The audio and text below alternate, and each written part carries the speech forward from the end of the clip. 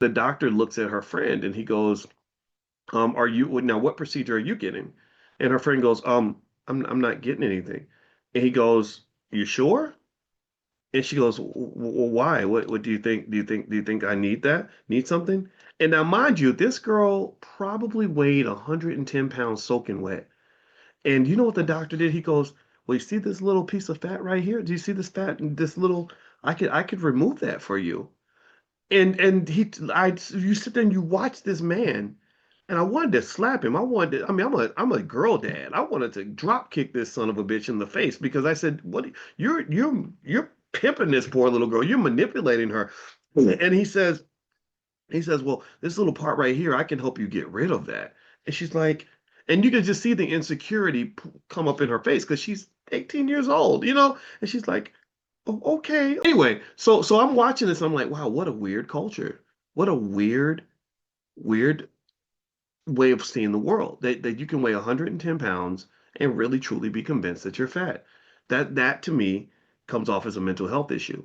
And the idea that that he was able to manipulate her insecurity to get her to spend thousands of dollars on this procedure really made me think about the connection between mental health or mental health, confidence, all these things, and your finances, right? Like if you have these vulnerabilities and these big, gigantic bullet holes in your self-esteem, there are people that are trained to identify that and then exploit that for their own economic gain.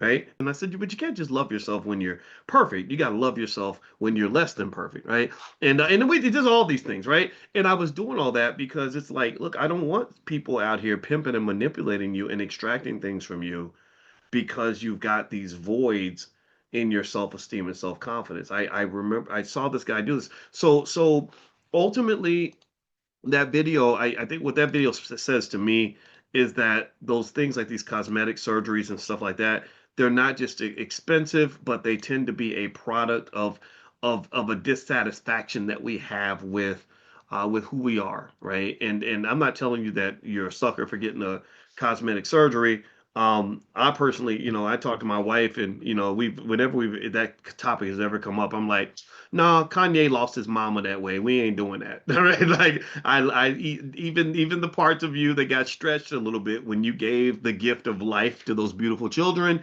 we gonna keep all of that. Like that to me is you're a veteran of the battle for motherhood, and for that I honor all the troops. So God bless all the mamas out here. I know the price you and your body have paid to give us life. And for that, I think we should be eternally grateful and not just criticize you because you have a stretch mark or two. All right. So here is all right, so here's the next thing. I put this up because I just a reminder, like we got the babies here and the babies are not going to be babies forever. And so I just put this up to say like stop twerking and invest for our future.